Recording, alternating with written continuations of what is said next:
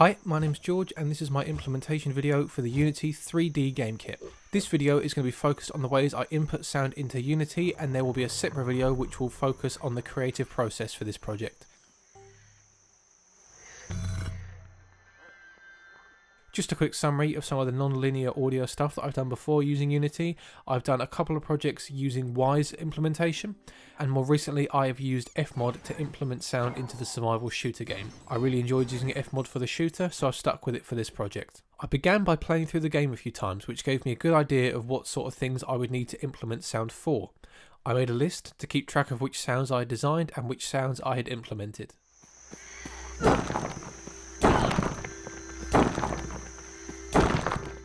I began my implementation with things that were in the level that needed to emit audio but that didn't need that audio to develop or evolve at all, like the fireflies. For these I used the FMOD event emitter component and set the audio to loop within FMOD Studio.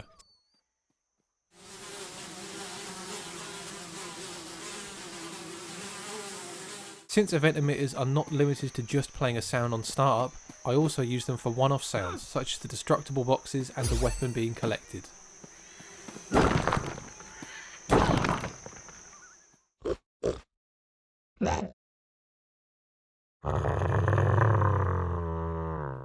I was able to trigger FMOD events during animations using animation events. By calling play sound, which I've defined in a C# script as an instruction to play whatever event is in the string section, I can trigger audio at any point within an animation. So for example, for the Chomper enemy's attack animation, we've got the Chomper pre-attack event, which is like a growl, and the Chomper attack event, which is the actual bite. Since you can't stop a one-shot once it begins, splitting up the events like this allows for the audio to discontinue if the animation gets interrupted.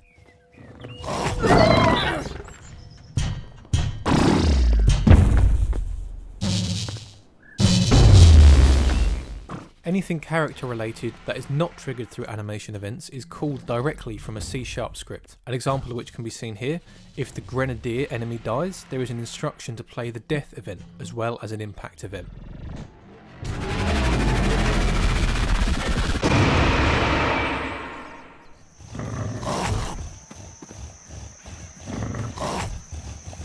To stop my audio becoming repetitive, some sound effects were designed with replaceable layers, such as the Chomper's spotted event, which has 3. Layers! FMOD events have layers. Every time the Chomper spots the player, the multi-instruments will randomly select different sections from each layer, which will result in a new combination each time. I only did this for the more common sounds because doing it for everything would potentially involve hundreds of audio files, which would quickly bloat the size of the audio bank. You get it! events Have layers.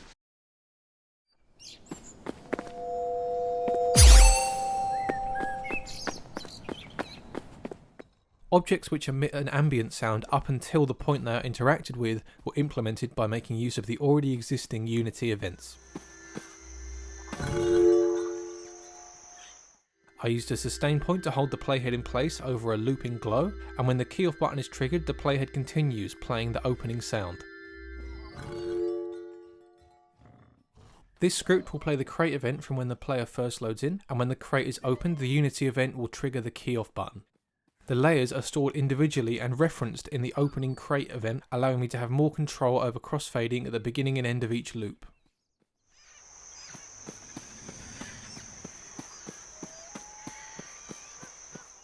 To detect which surface the player character, Ellen, is walking on, I created a Raycast within a C# script which shoots directly into the space below her. If Ellen stands on objects tagged as terrain, the ray will output a material value of 1. If she switches to walking over an object tagged with stone, the material value will now output 2. Each time Ellen takes a step, this if statement will determine the current material value and fire off a one-shot of the correct FMOD event. Alternatively, I could have had one single event and used a parameter to dictate which audio file should play, but because one-shots will always output with the default value of a parameter, I wouldn't have been able to change materials as easily on the fly.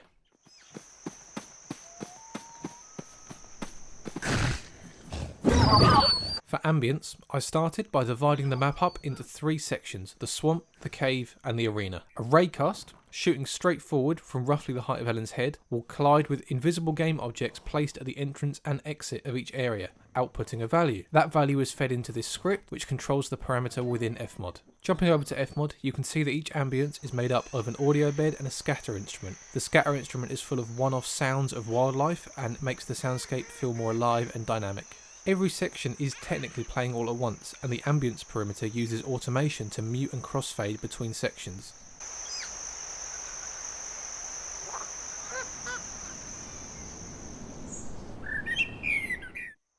In-game, this means that when Ellen enters a new area, the FMOD parameter crossfades the soundscapes to match her location.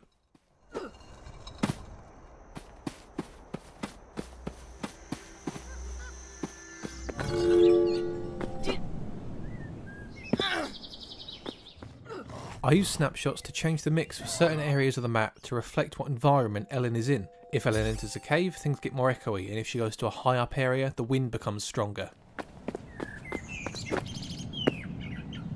They're implemented using invisible game objects, set to begin a snapshot when Ellen enters the space they cover, and end it when she leaves. Using ADSR modulation, the changes to the mix are faded in and out to make it feel more natural.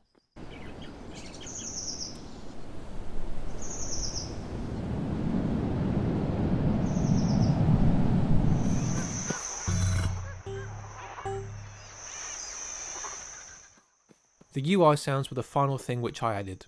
Each section of the pause menu begins as a disabled game object, and then each part is enabled as the player clicks through them. Using event emitters, I was able to make it so that a sound plays each time the player clicks on a new part of the menu.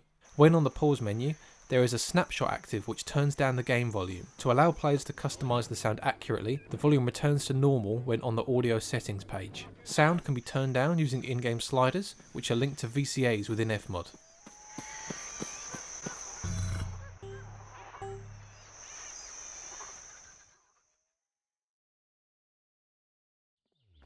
So that's the technical side of my redesign project. If you're interested in seeing a full playthrough, I have a video of that up on my channel, and I also have a video which will focus more on the creative side.